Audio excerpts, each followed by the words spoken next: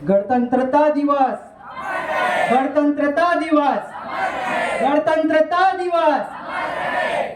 यही आगाज है मेरा, यही अंजाम होना चाहिए कि यही आगाज है मेरा, यही अंजाम होना चाहिए। वतन पर मिटने वालों का यही अरमान होना चाहिए। चाहे आप पढ़ते हो गीता या पढ़ते हो कुरान, चाहे आप पढ़ते हो गीता या पढ़ते हो कुरान, लेकिन सीने में सदा हिंदुस्तान होना चाहिए, सीने में सदा हिंदुस्तान होना चाहिए।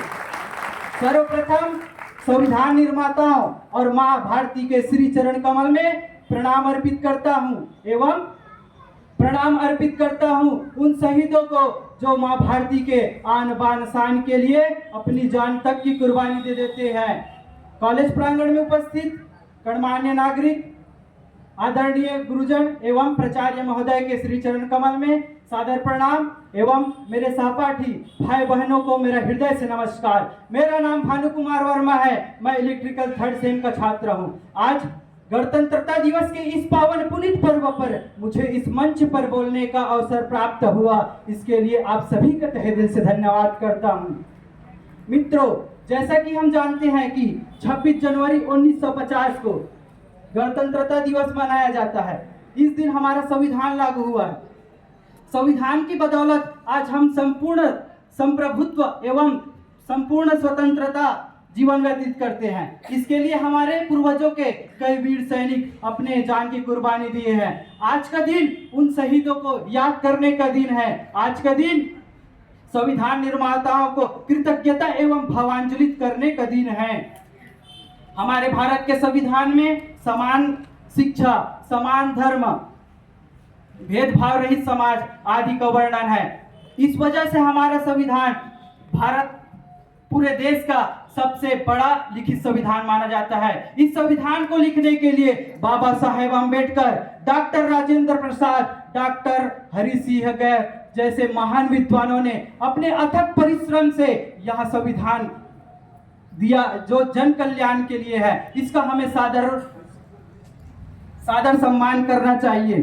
दर्जनों भाषा, सैकड़ों विधि और हजारों विद्वान हैं। दर्जनों भाषा, सैकड़ों विधि और हजारों विद्वान है जो सबको जोड़कर एक साथ रखे, वही हमारा संविधान है, वही हमारा संविधान है। मित्रों, एक बात और कहना चाहूंगा, जैसे कि गणतंत्रता दिवस आता है तो राष्ट्रगान और राष्ट्रगीत के समय हम 4-5 मिनट सावधान रहते हैं। क्या इससे हमारी देशभक्ति साबित हो जाती है? नहीं। हमारी देशभक्ति को साबित करने के लिए हमें हर वक्त सावधान रहना होगा, 24 घंटे सावधान रहना होगा। हमें सावधान रहना होगा धार्मिक कट्टरता फैलाते हुए लोगों से, राजनीतिक बेईमानों से हमें सावधान रहना होगा।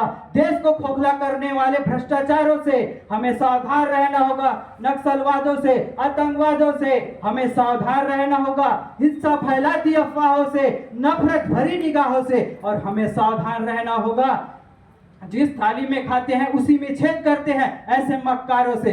तब जाकर हमारा 26 जनवरी में गणतंत्रता दिवस मनाने का दिन सफल होगा और हमारा गणतंत्र दिवस सफल माना जाएगा। महोदय, जब हमारे देश का एक नागरिक विदेश में जाता है तो उनसे पूछा जाता है वेयर यू फ्रॉम, आप कहां से हो? तब वह नागरिक बोलता है मैं इंडिया से हूं। तो उन व्यक्ति से फिर सवाल पूछा जाता है what is this India, in what is India, India में क्या है और तुम किस इंडिया की बात कर रहे हो? तो वो नागरिक बोलता है महोदय, मैं उस भारत से आता हूं जिस देश में गंगा बहता है, मैं उस भारत से आता हूं जिसके होठों में गंगा, हाथों में तिरंगा लहराता है। मैं उस भारत से आता हूं जो कभी सत्यम शिवम सुंदरम, कभी वंदे मातरम, कभी पंजाब सिंध गुजरात मराठा कहलाता है। मैं उस भारत से आता हूं जिसके पिता के एक आदेश से बेटा 14 वर्ष वनवास चला जाता है। मैं उस भारत से आता हूं जिसमें नारी के सम्मान में महाभारत जैसे विद्रोह छिड़ जाता है। मैं उस भारत से आता हूं जिस देश में गंगा बहता है।